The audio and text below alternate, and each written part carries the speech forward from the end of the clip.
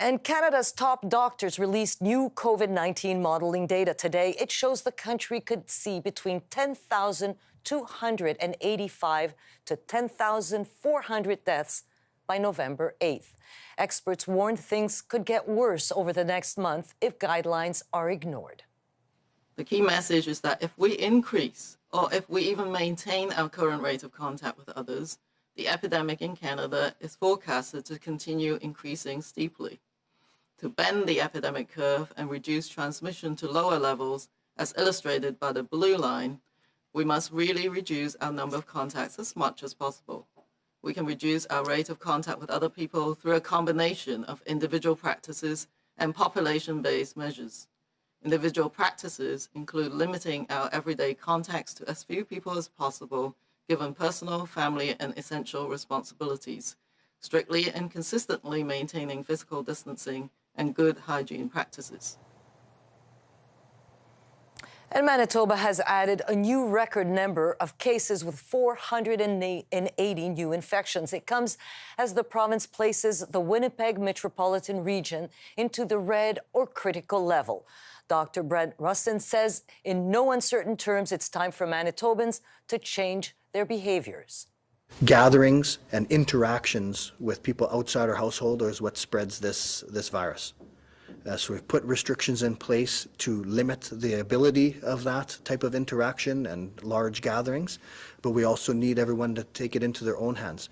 And those that are at increased risk of severe consequences of the virus, those over age 60, those with underlying medical conditions, those with immune compromise, need to take extra caution, need to be staying home as much as possible.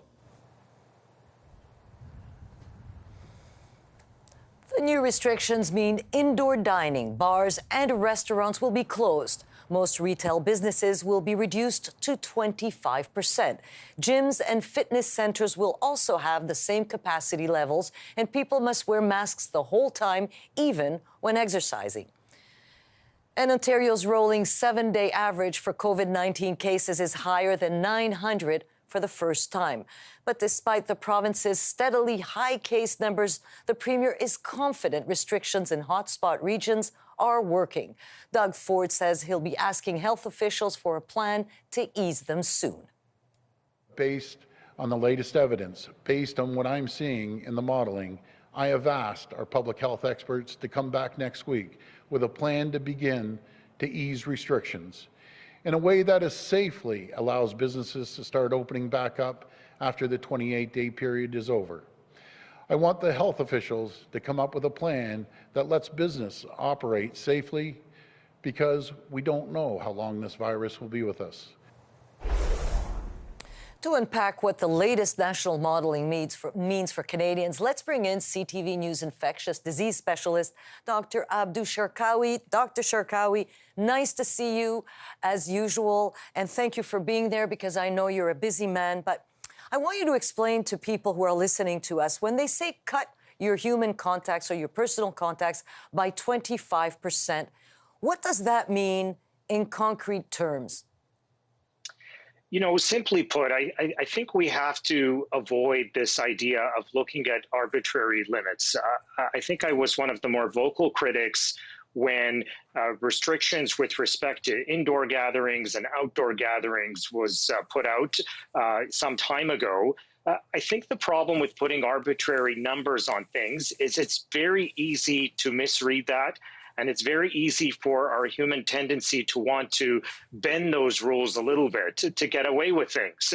I think we need to make it absolutely simple for one another. If it's not essential and if it is of a social nature, it simply shouldn't be done until otherwise stated. We're in a situation right now where we're reaching crisis scenarios across many parts of Canada. Manitoba went weeks without cases, and now we've heard 480 cases in one day, and their healthcare system is really bending. And, you know, Ontario and Quebec are now hitting record numbers, even though our testing capacity isn't where it should be. More people died in long-term care homes in Ontario of COVID-19 in the past week than over the past 2 months combined. This is a real problem. there's no situation here where we should be taking liberties with respect to socializing and doing anything outside of our nuclear household that is not essential. That's not going to be fun. It's not going to be pleasant. It's not something that we are going to look forward to when we think of Christmas and Hanukkah and a holiday season. But if we want to get there and we want to be in a better place as a community, we've got to drastically reduce our sphere of social interaction, and it has to start immediately here.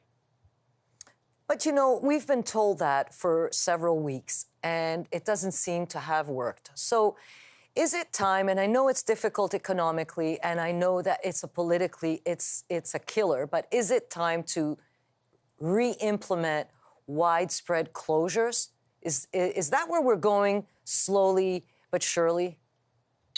Well, I think we want to avoid that. You know, we certainly want to avoid imperiling broad areas where we haven't been able to prove that there's a real threat from this virus, either related to population density or other factors. So I don't think a national lockdown or a blanket lockdown is the right approach. There's just too many people who will be harmed by that.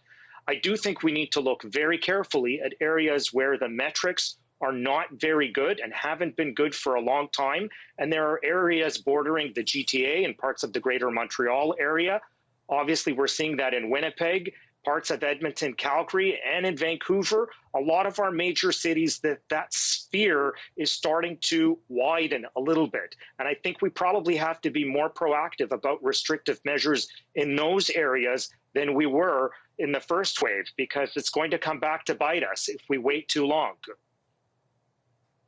You know, you mentioned the Manitoba spike earlier, and it's the highest cases per capita now. So the province has shut down elective surgery, diagnostic work. That sounds like there's an alarm bell there. Is this happening all over the country? Could this, if it's not already, happening all over the country? Because that seems to be a pretty dire situation. Well, absolutely. That's something that could very well happen. You know, when the healthcare system starts to be stretched towards its capacity and you're seeing outbreaks in medical institutions, you have no choice but to curtail the utilization of different resources that are for things that are deemed, quote unquote, elective. Now, elective doesn't mean that it's not necessary. There are people that are suffering, who need joint replacements, who are having very difficult times coping with their struggles from a health perspective on top of the pandemic. We saw firsthand a lot of those people being left behind during the first wave. And by the time our medical resources opened up to them again after restrictions were eased, they were in serious hardship, and it was heartbreaking. And we don't want that to happen again during the second wave. So if we can do everything possible to reduce COVID transmission in the communities and allow our healthcare system to invite being able to service people who have both COVID and non-COVID related health problems, that will serve us best. But that takes a tremendous amount of discipline and community cooperation, and it's not optimal across Canada right now, unfortunately. You know, European cities across Europe have imposed curfews, so businesses can keep working, so that it's not a total closure. So is a curfew, an evening curfew, a good idea? Would that keep people safer? I don't think so. I think that would be a rather extreme measure that I don't think is necessary. I think what we need is better messaging about the information that's out there, more transparency about why public health measures and restrictions are being taken.